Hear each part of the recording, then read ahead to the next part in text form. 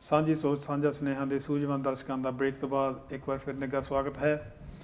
ਅੱਜ ਦੇ ਇਸ ਸਪੈਸ਼ਲ ਐਪੀਸੋਡ ਦੇ ਵਿੱਚ ਆਪਾਂ ਗੱਲ ਕਰ ਰਹੇ ਹਾਂ ਕੈਲਗਰੀ ਦੇ ਸਾਲਾਨਾ 15ਵੇਂ ਨਗਰ ਕੀਰਤਨ ਦੀ, ਔਰ ਗੱਲਬਾਤ ਜਾਰੀ ਹੈ।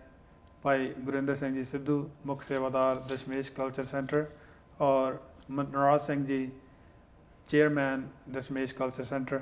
ਸੋ ਆਪਾਂ ਬ੍ਰੇਕ ਤੋਂ ਪਹਿਲਾਂ ਗੱਲ ਕਰ ਰਹੇ ਸੀ ਸਾਰੀਆਂ ਐਕਟੀਵਿਟੀਜ਼ ਅਤੇ ਹੋਰ ਸਾਰਾ ਕੁਝ।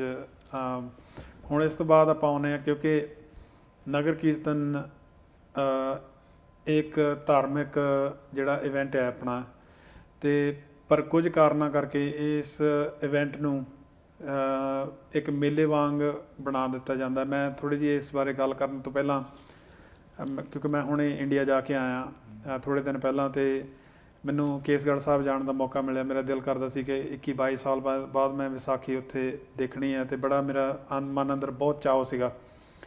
ਸੋ ਜਦੋਂ ਮੈਂ ਉੱਥੇ ਗਿਆ ਕੇਸਗੜ੍ਹ ਸਾਹਿਬ, ਸਵੇਰੇ ਅੰਮ੍ਰਿਤ ਵੇਲੇ ਦਰਸ਼ਨ ਕੀਤੇ ਗੁਰੂ ਮਹਾਰਾਜ ਦੇ ਸਥਾਨ ਦੇ, ਸਾਰਾ ਦਰਸ਼ਨ ਮੇਲਾ ਕਰਕੇ ਜਦੋਂ ਆਪਾਂ ਕੇਸਗੜ੍ਹ ਸਾਹਿਬ ਤੋਂ ਲੋਹਗੜ੍ਹ ਕਿਲ੍ਹੇ ਵੱਲ ਨੂੰ ਜਾਂਦੇ ਹਾਂ, ਅਤੇ ਉੱਧਰੋਂ ਕਿਲ੍ਹੇ ਤੋਂ ਦਰਸ਼ਨ ਕਰਕੇ ਤਕਰੀਬਨ 7 ਕੁ ਵਜੇ ਦਾ ਟਾਈਮ ਹੋਏਗਾ, ਮੈਂ ਉੱਧਰੋਂ ਵਾਪਸ ਆ ਰਿਹਾ ਸੀ, ਅਤੇ ਆਉਂਦਿਆਂ ਮੇਰੀ ਨਿਗਾਹ ਪਈ ਵੀ ਸਵੇਰੇ 7 ਵਜੇ ਮੈਰੋਵਾਨਾ ਜੋ ਹੈ, ਭੰਗ ਜਿਹਨੂੰ ਆਪਾਂ ਕਹਿੰਦੇ ਹਾਂ, ਉਹਦੀ ਰੇਹੜੀਆਂ ਲੱਗੀਆਂ ਹੋਈਆਂ ਨੇ, ਪਕੌੜੇ ਬਣਾਏ ਜਾ ਰਹੇ ਨੇ, ਉਹਦੇ 'ਤੇ ਸ਼ਰਦਾਈ ਬਣਾ ਕੇ ਪਿਲਾਈ ਜਾ ਰਹੀ ਹੈ। ਔਰ ਮੈਨੂੰ ਹੈਰਾਨੀ ਹੋਈ ਉਹ ਚੀਜ਼ ਦੇਖ ਕੇ ਵੀ ਸਵੇਰੇ 7 ਵਜੇ ਨਸ਼ਾ ਵੰਡਿਆ ਜਾ ਰਿਹਾ ਹੈ ਧੰਨ ਗੁਰੂ ਗੋਬਿੰਦ ਸਿੰਘ ਜੀ ਮਹਾਰਾਜ ਦੇ ਸਥਾਨ 'ਤੇ। ਸੋ ਮੈਂ ਉਹਨੂੰ ਪੁੱਛਿਆ, ਮੈਂ ਕਿਹਾ ਵੀ ਤੁਸੀਂ ਇਹ ਕੀ ਕਰ ਰਹੇ ਹੋ? ਅਤੇ ਕਹਿੰਦਾ ਜੀ ਨਹੀਂ ਕੁਛ ਨਹੀਂ, ਮੈਂ ਤਾਂ ਮੇਥੀ ਵਾਲੇ ਪਕੌੜੇ। ਮੈਂ ਕਿਹਾ ਮੈਂ ਤੋਂ 5 ਫੁੱਟ ਦੂਰ ਖੜ੍ਹਾ, ਮੈਨੂੰ ਇੱਥੇ ਤੱਕ ਭੰਗ ਦੀ ਸਮੈਲ ਆ ਰਹੀ ਆ। ਫਿਰ ਮੰਨ ਗਿਆ ਵੀ ਮੈਂ ਇਹ ਕਰ ਰਿਹਾ, ਅਤੇ ਫਿਰ ਮੈਂ ਉਹਨੂੰ ਪੁੱਛਿਆ, ਮੈਂ ਕਿਹਾ ਤੂੰ ਕਿੱਥੇ ਖੜ੍ਹਾ ਅਤੇ ਕੀ ਕਰ ਰਿਹਾ ਤੂੰ? ਇਹ ਜਗ੍ਹਾ ਜਿੱਥੇ ਖੜ੍ਹਾ ਤੂੰ ਕਿਹਦੀ ਜਗ੍ਹਾ ਹੈ, ਕਿਸ ਗੁਰੂ ਸਾਹਿਬ ਜੀ ਜਗ੍ਹਾ, ਅਤੇ ਨਾਮ ਕੀ ਹੈ? ਨਾਮ ਕਹਿੰਦਾ ਜੀ ਸੋਚ ਕੇ ਅਨੰਦਪੁਰ ਸਾਹਿਬ। ਅਤੇ ਮੈਂ ਕਿਹਾ ਕਿਹੜੇ ਗੁਰੂ ਸਾਹਿਬ ਜੀ ਦਾ ਸਥਾਨ ਹੈ ਇਹ? ਅਤੇ ਕਹਿੰਦਾ ਜੀ ਮੈਨੂੰ ਪਤਾ ਨਹੀਂ। ਇਹ ਹਾਲਾਤ ਨੇ ਉੱਥੇ ਦੇ। ਟਰਾਲੀਆਂ ਵਿੱਚ ਯੰਗ ਜਿਹੜੀ ਜਨਰੇਸ਼ਨ ਆਪਣੀ ਬਿਲਕੁਲ ਮੂੰਹ ਦਾੜਾ ਇੱਕਦਮ ਆਪਣਾ ਪੱਧਰਾ ਕੀਤਾ ਹੋਇਆ, ਅਤੇ ਗਾਣੇ ਉੱਚੀ ਟਰਾਲੀਆਂ ਦੇ ਉੱਤੇ ਜਿਹੜੇ ਸਾਊਂਡ ਸਿਸਟਮ ਲਾ ਕੇ, ਜਾਂ ਟਰੱਕਾਂ ਦੇ ਵਿੱਚ ਸਾਊਂਡ ਸਿਸਟਮ ਲਾ ਕੇ ਉੱਚੀ ਗਾਣੇ ਲਾਏ ਜਾ ਰਹੇ ਹਾਂ ਅਸੀਂ ਅਨੰਦਪੁਰ ਸਾਹਿਬ ਨੂੰ ਵਿਸਾਖੀ ਦਾ ਦਿਹਾੜਾ ਦੇਖਣ। ਖੈਰ ਉਹ ਸਾਰਾ ਸਮਾਨ ਉਸ ਦਾ ਅਸੀਂ ਹੋਰ ਵੀ 2-4 ਨੌਜਵਾਨ ਉੱਥੋਂ ਇਕੱਠੇ ਹੋਏ, ਅਤੇ ਅਸੀਂ ਸਾਰਾ ਸਮਾਨ ਉਹਦਾ ਚੱਕ ਕੇ ਅਤੇ ਗਾਰਬੇਜ ਦੇ ਵਿੱਚ ਸੁੱਟਿਆ। ਫਿਰ ਅੱਗੇ ਗਏ, ਅੱਗੇ ਵੀ ਇਹੀ ਹਾਲ। ਉਹਨੂੰ ਪੁੱਛਿਆ ਮੈਂ, ਅਤੇ ਉਹਨੇ ਮੈਨੂੰ ਸਭ ਤੋਂ ਸ਼ੌਕਿੰਗ ਜਿਹੜਾ ਮੇਰੇ ਲਈ ਸਭ ਤੋਂ ਜ਼ਿਆਦਾ ਸ਼ੌਕਿੰਗ ਜੋ ਮੇਰੇ ਲਈ ਸੀ, ਮੈਂ ਉਹਨੂੰ ਇਹ ਗੱਲ ਕਹੀ, ਮੈਂ ਕਿਹਾ ਮੈਂ ਇੱਥੇ ਦੇ ਜਿਹੜੇ ਅਫੀਸ਼ੀਅਲ ਹੈ ਮੈਂ ਉਹਨਾਂ ਨੂੰ ਦੱਸਣਾ ਜਾ ਕੇ, ਔਰ ਮੈਂ ਪੁਲਿਸ ਨੂੰ ਕੰਪਲੇਂਟ ਕਰਨੀ ਹੈ ਤੇਰੀ ਕਿ ਤੂੰ ਇਹ ਕੀ ਕਰ ਰਿਹਾ, ਸਵੇਰੇ 7 ਵਜੇ ਤੂੰ ਨਸ਼ਾ ਵੇਚ ਰਿਹਾ। ਅਤੇ ਔਰ ਜਿਹੜੇ ਪੀਣ ਵਾਲੇ ਵੀ ਸੀਗੇ, ਖਾਣ ਵਾਲੇ ਵੀ ਸੀਗੇ ਸਾਹਮਣੇ ਖੜ੍ਹੇ ਸਵੇਰੇ 7 ਵਜੇ, ਉਹਨਾਂ ਦੇ ਨਾਲ ਵੀ ਥੋੜ੍ਹਾ ਮੇਰਾ ਜਿਵੇਂ ਉਹਨਾਂ ਨਾਲ ਗੱਲਬਾਤ ਹੋਈ, ਅਤੇ ਉਹਨਾਂ ਨੂੰ ਮੈਂ ਕਿਹਾ ਇਹ ਗੱਲ ਵੀ ਤੁਸੀਂ ਕੀ ਕਰ ਰਹੇ ਹੋ ਕਿ ਇਸ ਸਥਾਨ 'ਤੇ ਖੜ੍ਹੇ ਹਾਂ। ਅਤੇ ਉਹ ਕਹਿੰਦਾ ਜੀ ਤੁਸੀਂ ਦੱਸ ਦਿਓ, ਕੋਈ ਗੱਲ ਨਹੀਂ, ਜਾਓ ਅਫੀਸ਼ੀਅਲ ਦੇ ਕੋਲ ਜਾਓ, ਤੁਸੀਂ ਦੱਸ ਦਿਓ, ਅਸੀਂ ਹਰ ਮਹੀਨੇ ਉਹਨਾਂ ਨੂੰ ਬਹੁਤ ਪੈਸਾ ਜਿਹੜਾ ਆ ਹਰ ਮਹੀਨੇ ਉਹਨਾਂ ਨੂੰ ਦੇ ਕੇ ਆਉਂਦੇ ਹਾਂ ਇੱਥੇ ਰੇਹੜੀਆਂ ਲਾਉਣ ਦਾ। ਸੋ ਤੁਸੀਂ ਦੱਸ ਦਿਓ, ਸਾਨੂੰ ਕੋਈ ਪਰਵਾਹ ਨਹੀਂ ਉਸ ਚੀਜ਼ ਦੀ। ਦਿਲ ਦੇ ਵਿੱਚ ਤਾਂ ਇਹ ਆਉਂਦਾ ਸੀਗਾ ਵੀ ਹੁਣ ਕਰਾਂ ਅਤੇ ਕੀ ਕਰਾਂ, ਪਰ ਜਿੰਨਾ ਕੁ ਉੱਥੇ ਮਹਾਰਾਜ ਨੇ ਸਮੱਤ ਬਖਸ਼ੀ ਉਹਦਾ ਵੀ ਸਮਾਨ ਚੱਕ ਕੇ ਸਾਰਾ ਗਾਰਬੇਜ ਦੇ ਵਿੱਚ ਸਿੱਟਿਆ। ਹਾਲਾਤ ਉੱਥੇ ਇਹ ਦੇਖੇ ਕਿ ਲੋਕ ਆ ਰਹੇ ਨੇ, ਧੱਕਾ ਮੁੱਕੀ ਹੋ ਰਿਹਾ, ਬੁਰੇ ਹਾਲ ਆ, ਔਰ ਇੱਕ ਮੇਲੇ ਵਾਂਗੂ ਸਾਰੀ ਚੀਜ਼ ਨੂੰ ਟਰਨ ਆਊਟ ਕਰ ਦਿੱਤਾ।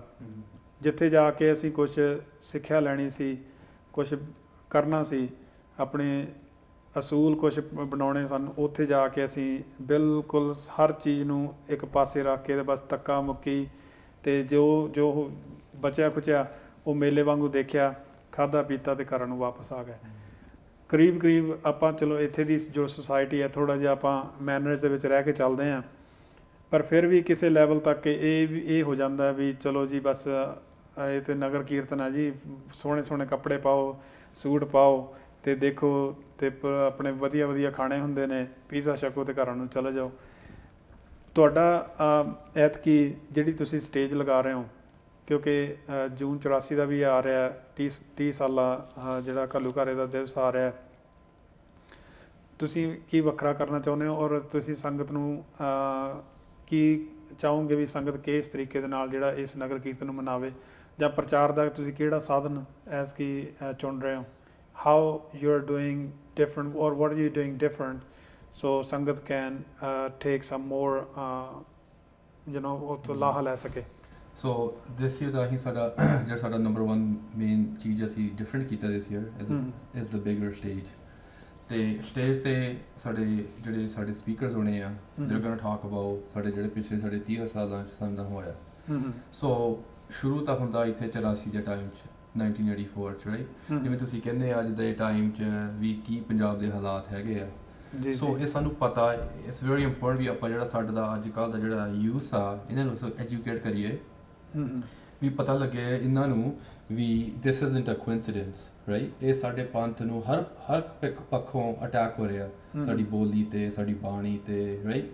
ਸੋ ਵੀ ਵਾਂਟ ਐਜੂਕੇਟ ਪੀਪਲ, ਸਾਰੀ ਸੰਗਤ ਨੂੰ ਐਜੂਕੇਟ ਕਰੋ ਵੀ ਇਹ ਕਿੱਦਾਂ ਹੋਈ ਜਾਂਦਾ ਰਾਈਟ।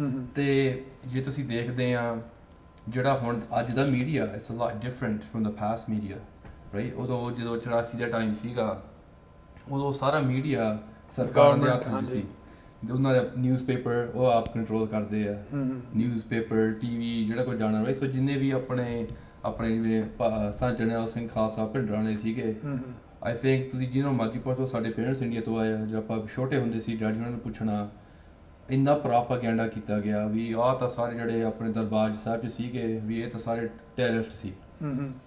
ਇੰਨਾ ਪ੍ਰੋਪਾਗੈਂਡਾ ਕੀਤਾ ਗਿਆ ਇਹਨਾਂ ਬਾਰੇ ਆਪਣੇ।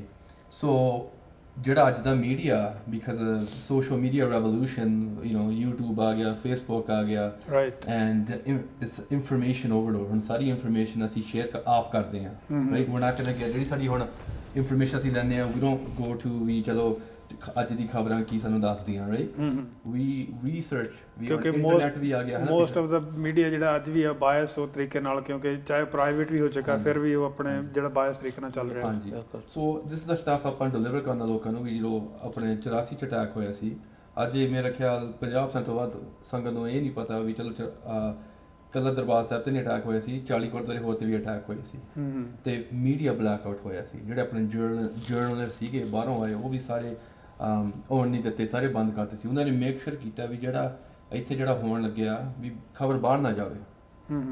ਸੋ ਸਲੋਲੀ ਇਫ ਯੂ ਲੁੱਕ ਜਿਵੇਂ 84 'ਚ ਹੋਇਆ ਰਾਈਟ, ਸੋ ਚਲੋ 84 'ਚ ਉਹ ਹੋ ਗਿਆ ਸੀਗਾ ਤੇ ਉਹਦੇ ਬਾਅਦ ਅਕਤੂਬਰ 'ਚ ਅਗੇਨ ਦਰਜ਼ ਅਨਦਰ ਜੈਨੋਸਾਈਡ, 4 ਦਿਨ ਅਕਤੂਬਰ 31 ਟੂ ਨਵੰਬਰ 4 ਤੱਕ, ਤੇ ਨਵੰਬਰ ਪਹਿਲੇ ਤੋਂ ਨਵੰਬਰ 4 ਤੱਕ। ਹਾਂਜੀ ਤੇ ਉਹਦੇ ਬਾਅਦ ਵੀ ਤੁਸੀਂ ਦੇਖਦੇ 84 ਟੂ ਮੇਬੀ 1995 ਤੱਕ ਆਪਣਾ ਜਸਵੰਤ ਸਿੰਘ ਖਾਲਰਾ ਸੀ ਤੇ ਉਹਨਾਂ ਨੇ ਕਿੰਨਾ ਜਾ ਕੇ ਇੰਡੀਆ 'ਚ ਪਿੰਡਾਂ ਜਾ ਕੇ ਸਾਰਾ ਉਹਨਾਂ ਨੇ ਪ੍ਰੂਫ ਗੈਦਰ ਕੀਤਾ ਵੀ ਜਿਹੜੇ ਚੋਰ ਹੁੰਦੇ ਉਹਨੇ ਨਿਸ਼ਾਨਾ ਛੱਡ ਦਿੰਦੇ ਆ ਤੇ ਉਹ ਬਹੁਤ ਨਿਸ਼ਾਨੇ ਛੱਡੇ ਹੋਏ ਸੀ। ਇਹਨੇ ਸਾਰਾ ਪ੍ਰੂਫ ਲੈ ਕੇ ਆਪਣੇ ਜਦੋਂ ਕੈਨੇਡਾ ਆਏ ਵਾਪਸ, ਇੱਥੇ ਜਿਹੜੀ ਕੈਨੇਡੀਅਨ ਗਵਰਨਮੈਂਟ ਦੇ ਪਾਰਲੀਮੈਂਟ ਦੇ ਸਾਹਮਣੇ ਉਹਨਾਂ ਨੇ ਆਪਣੇ ਸਪੀਚ ਦਿੱਤੀ ਰਾਈਟ। ਤੇ ਸਾਰਾ ਦੱਸਿਆ ਉਹਨਾਂ ਨੂੰ ਵੀ ਦਿਸ ਇਜ਼ ਦਾ ਪ੍ਰੂਫ ਵੀ ਆ ਪਿਛਲੇ 10 ਸਾਲਾਂ 'ਚ ਮੇਰੇ ਕੋਲ 1.5 ਲੱਖ ਤਕਰੀਬਨ ਸਿੱਖ ਮਾਰੇ ਗਏ ਰਾਈਟ। ਸੋ ਉਹ ਕਲੀ 84 ਦੀ ਗੱਲ, 84 ਟੂ 1995 ਤੱਕ 11 ਸਾਲਾਂ ਦੇ ਵਿੱਚ ਵੀ ਇੰਨੇ ਕ੍ਰੀਮੇਸ਼ਨ ਗਰਾਊਂਡ ਸੀਗੇ, ਕਿੰਨੇ ਸਿੱਖ ਫੇਕ ਐਨਕਾਊਂਟਰ, ਸਾਰੇ ਦੇਖਦੇ ਯੂਥ ਨਹੀਂ ਸੀ, ਬਜ਼ੁਰਗ ਵੀ ਸੀਗੇ, ਆਪਣੇ ਮਾਤਾ ਪਿਤਾ ਵੀ, ਸਾਰਿਆਂ ਦੇ ਜਿਹੜਾ ਏਜ ਗਰੁੱਪ ਉਹਨਾਂ ਨੇ ਕੋਈ ਨਹੀਂ ਛੱਡਿਆ ਜੀ। ਤੇ ਉਹਨਾਂ ਦਾ ਅਟੈਕ ਹੈਗਾ ਸਿੱਖੀ ਤੇ, ਜੇ ਉਹਨਾਂ ਨੂੰ ਪਤਾ ਤੁਸੀਂ ਆਪਣੇ ਕੇਸ ਦਾੜੀ ਕੱਟੇ ਆ, ਸ਼ਰਾਬਾਂ ਪੀਂਦੇ ਆ, ਇਹ ਓਕੇ ਤੁਹਾਨੂੰ ਨਹੀਂ ਛੇੜਦੇ। ਜੇ ਥੋੜਾ ਗਾਤਰਾ ਪਾਇਆ ਤੁਸੀਂ ਅਮਰਧਾਰੀ ਆ, ਉਹਨਾਂ ਤੇ ਅਟੈਕ ਆ ਵੀ ਇਹਨਾਂ ਦੀ ਸਿੱਖੀ ਖਤਮ ਕਰੋ। ਇਹ ਤਾਂ ਜਦੋਂ we been persecuted since the time of since Guru Nanak Dev ji Maharaj ਨੇ ਜਦੋਂ ਸ਼ੁਰੂ ਹੀ ਕਰ ਦਿੱਤਾ ਸੀ, 500 ਸਾਲ ਦੀ ਹਿਸਟਰੀ ਆ। ਸੋ ਨਥਿੰਗ ਚੇਂਜ। ਉਦੋਂ ਵੀ ਸਾਨੂੰ ਖਤਮ ਕਰਨਾ ਚਾਹੁੰਦੇ ਸੀ, ਅੱਜ ਵੀ ਖਤਮ ਕਰੀ ਜਾਂਦੇ, ਨਥਿੰਗ ਚੇਂਜ। ਆਪਣੇ ਜਦੋਂ ਸੰਤ ਜੀ ਦੇ ਟਾਈਮ 'ਚ ਤੇ ਅੱਜ ਦੇ ਟਾਈਮ 'ਚ ਇੰਨਾ ਹੀ ਆ ਵੀ ਉਹਨਾਂ ਨੇ ਮੀਡੀਆ ਦਾ ਕੰਟਰੋਲ ਕਰਕੇ ਉਹਨਾਂ ਨੇ ਆਪਦਾ ਹਜੇ ਵੀ ਪ੍ਰੋਪੇਗੈਂਡਾ ਕਰੀ ਜਾਂਦੇ ਆ ਵੀ ਜਿਹੜੇ ਆਪਣੇ ਸਿੱਖ ਆ ਵੀ ਇਹ ਸਾਰੇ ਟੈਰਰਿਸਟ ਆ ਰਾਈਟ। ਸੋ ਤੇ ਫਿਰ ਲੋਕ ਚਲੋ 1995 ਤੱਕ ਵੀ ਤੁਸੀਂ ਦੇਖ ਲਓ, ਜਸਵੰਤ ਸਿੰਘ ਖਾਲਰਾ ਨੇ ਆ ਕੇ ਦੱਸਿਆ, ਸਪੀਚ ਵੀ ਕੀਤੀ ਹੈ, ਤੁਸੀਂ YouTube ਤੇ ਦੇਖ ਸਕਦੇ ਹੋ। ਜਸਵੰਤ ਸਿੰਘ ਖਾਲਰਾ ਦੀ ਆਪਣੀ ਜਿਹੜੀ ਬਰੈਂਪਟਨ ਗੁਰਦੁਆਰੇ 'ਚ ਆਪਣੇ ਸਪੀਚ ਕੀਤੀ ਸੀ, ਬਹੁਤ ਵੈਰੀ ਪਾਵਰਫੁਲ ਸਪੀਚ ਆ। ਤੇ ਇਫ ਯੂ ਲੋਕ ਉਹਨੇ ਕਿਹਾ ਸੀ ਵੀ ਇੱਦਾਂ ਹੋਇਆ ਤੇ ਉਹਨੂੰ ਥ੍ਰੈਟ ਮਿਲਿਆ, ਉਹਦੀ ਲਾਈਫ ਨੂੰ ਉਹਨਾਂ ਥ੍ਰੈਟਨ ਕੀਤਾ ਵੀ ਜੇ ਤੁਸੀਂ ਕਹਿੰਦੇ ਆ ਵੀ ਉਸ ਟਾਈਮ ਤੇ ਉਹਨੇ ਕਿਹਾ ਸੀ ਤੁਸੀਂ 25,000 ਬੰਦਾ ਮਾਰਿਆ, ਕਹਿੰਦਾ ਜੇ ਅਸੀਂ 25,000 ਬੰਦਾ ਮਾਰਿਆ, 25,000 ਇੱਕ ਮਾਰਤਾ, ਫਿਰ ਕੀ ਹੋਊਗਾ ਹੈ ਨਾ। ਸੋ ਉਹਨਾਂ ਨੇ ਜਸਵੰਤ ਸਿੰਘ ਖਾਲੜੇ ਨੂੰ ਭਾਈ ਸਾਹਿਬ ਨੂੰ ਉਹਨਾਂ ਨੇ ਕਿਹਾ ਸੀ ਵੀ ਤੁਸੀਂ ਠੀਕ ਆ, ਤੁਸੀਂ ਸਾਰਾ ਸਬੂਤ ਲੈ ਲਿਆ, ਤੁਸੀਂ ਹੁਣ ਇੱਥੇ ਕੈਨੇਡਾ ਰਹੋ, ਇੱਥੇ ਪੀਸਫੁਲ ਕੰਟਰੀ, ਤੁਹਾਨੂੰ ਕੁਛ ਨਹੀਂ ਹੋਣਾ। ਤੇ ਉਹਨਾਂ ਨੇ ਕਿਹਾ ਨਹੀਂ, ਹਜੇ ਬਹੁਤ ਸਾਰਾ ਹਜੇ ਹੋਰ ਐਵੀਡੈਂਸ ਇਕੱਠਾ ਕਰਨ ਨੂੰ ਹੈਗਾ, ਹਜੇ ਉੱਥੇ ਜਾ ਕੇ ਹੋਰ ਵੀ ਪਿੰਡਾਂ 'ਚ ਅਸੀਂ ਜਾ ਕੇ ਦੇਖਣਾ। ਸੋ ਉਹਨਾਂ ਨੂੰ ਕੋਈ ਡਰ ਨਹੀਂ ਸੀ। ਉਹ ਤਕਰੀਬਨ ਫਿਰ ਇੰਡੀਆ ਵਾਪਸ ਗਏ ਐਂਡ ਸਾਨੂੰ ਪਤਾ ਹੀ ਹੈ ਕੀ ਹੋਇਆ। ਜੀ ਜੀ, ਹੀ ਗਾਟ ਪਿਕਡ ਅਪ, ਟੌਰਚਰ ਕਰਕੇ ਉਹਨਾਂ ਨੂੰ ਸ਼ਹੀਦ ਹੋ ਗਏ।